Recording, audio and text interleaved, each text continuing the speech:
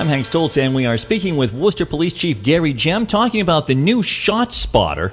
This is just going live this week in Worcester, Massachusetts, and it is cutting-edge technology. Chief, thank you so much for stopping by. My pleasure, Hank. Nice to be here. Hey, let's talk a little bit about this. First, give us an overview of exactly what Shot Spotter is.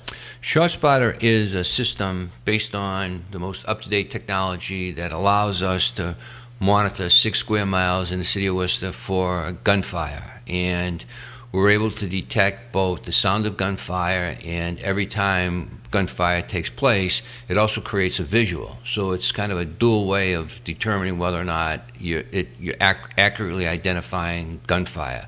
So we hear the sound is analyzed, a picture of it appears on the computer, it's reviewed. Within 30 seconds, our officers are notified out on the street that where gunshots are taking place. So it really facilitates the process, because right now, based on studies, we know that it takes about 11 minutes for a gunshot to be reported to the police, and then the officer has to respond.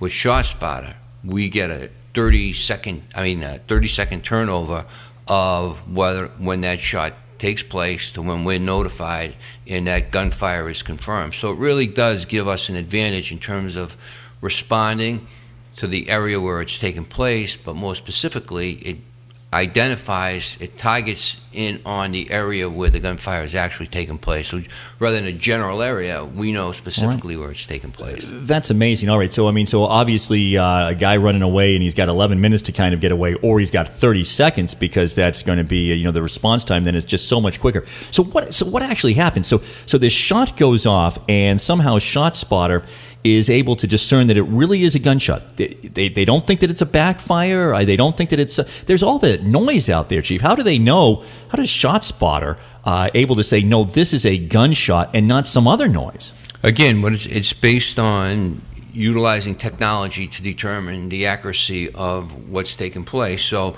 if it's a firecracker out there, it won't register the same sound or the same visual on the computer screen that gunfire has. Gunfire will create a very specific visual as well as very distinct sound. So it's not just a human element, a person sitting there evaluating. It's based on technology, technological overview of what occurred.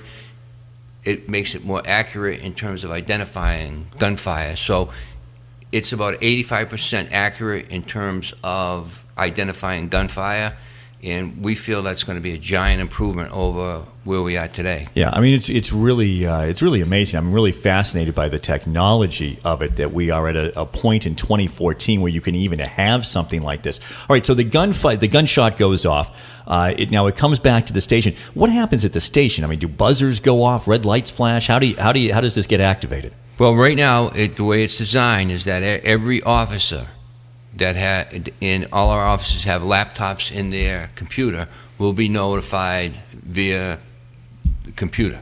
They'll get an email message, they'll get an alert, they can bring up on their screen the same screen that we have in the police department, the same screen that Shot Spotter has, that zeroes in on the area where the gunfire is taking place, and it will direct the officer into that specific location.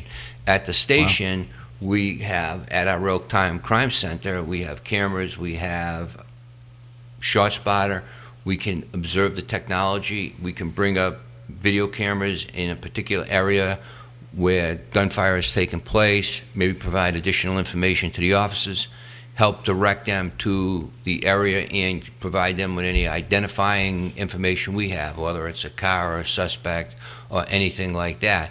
And then again, our investigators will all receive an email alert, which will, when they hit that email, it'll come up and it'll have the map of where the gunfire has taken place, so they can immediately respond. So again, it's in all the iPhones, the laptops, the iPads, and again, at our real-time crime center. So it does provide us with a tremendous amount of It's incredible. The speed is incredible to me too, and the part about where it goes directly to the cruiser. So there isn't a dispatch. So it doesn't go to like a central dispatch, and then that person is taking another moment to get it out to the officers.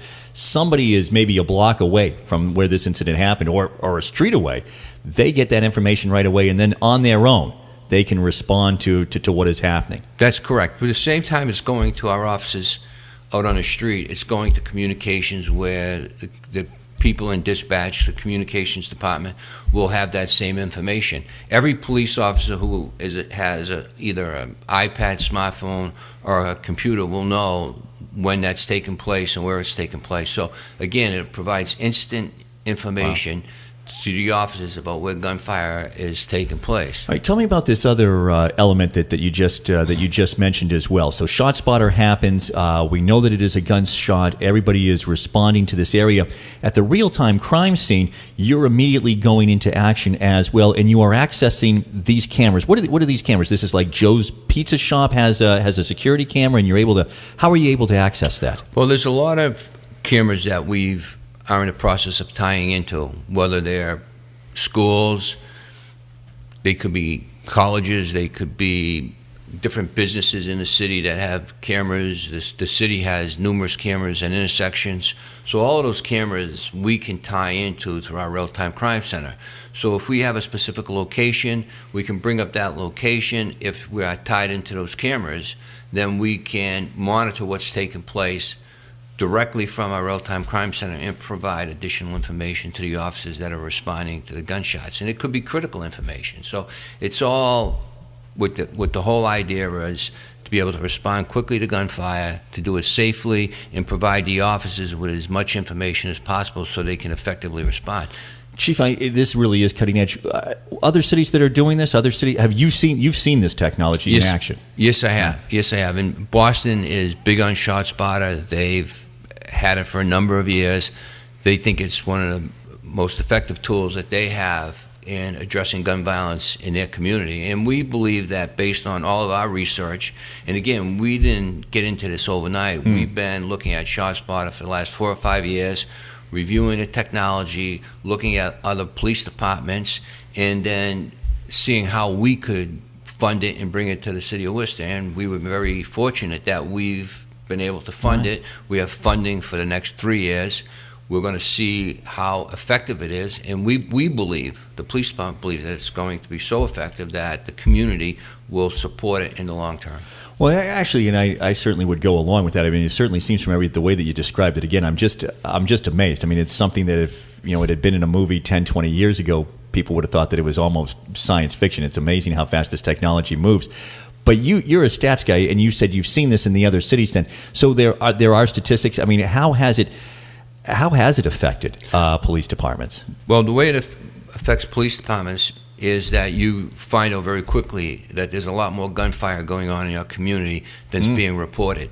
So we know that only a small portion of gunfire is being reported to the police department. I just want to stop you for a second right there, because that surprises me. If there's shots going on in my neighborhood, I'm not reporting it, or are some people unfortunately living in neighborhoods in which there's gunshots is just a part of everyday life? It's unfortunate, but that's what the data shows. And we know just over the last week and a half of capturing what's taken place in terms of gunshots, the number of gunshot calls in a city that has not been reported to the police department.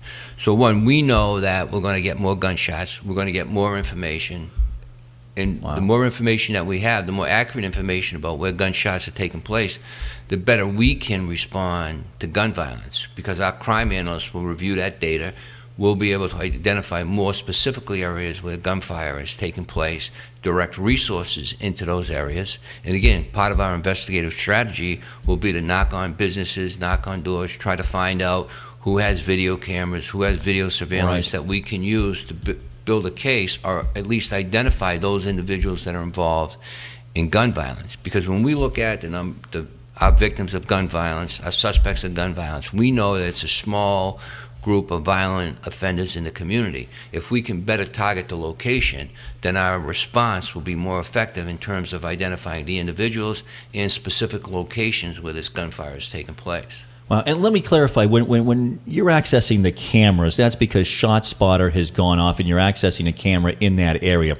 This is not a program where you're accessing those cameras at random times, or those cameras are keeping surveillance. We live in a society now in which people are very concerned about their about their privacy. We hear the stories about the NSA.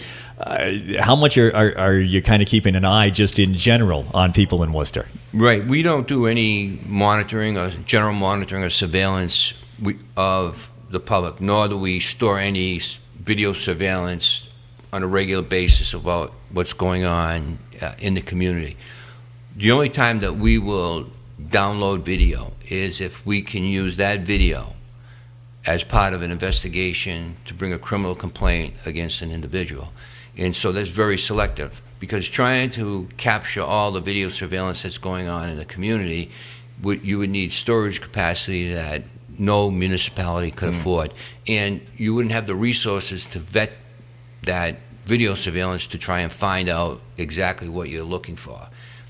What we do is, when we know a time and a location, then we can knock on businesses and say, we need video surveillance that covers from 1 o'clock to 1:15, because we know a crime took place in your neighborhood.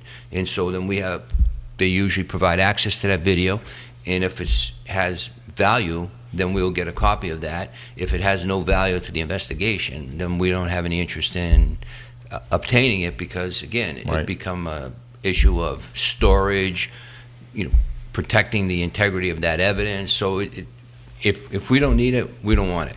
Amazing. ShotSpotter live this week in Worcester. We believe that will be live probably end of the week, beginning of next week. We're just trying to wrap up a direct app to facilitate the process of the officers. When they get an alert, they can quickly hit the app to bring up ShotSpotter technology rather than have a multiple step process. And again, it has to do with technical services and having that firewall and having an easy access through that firewall, so that it just makes it more practical for the officers in the cruiser, and it facilitates the process.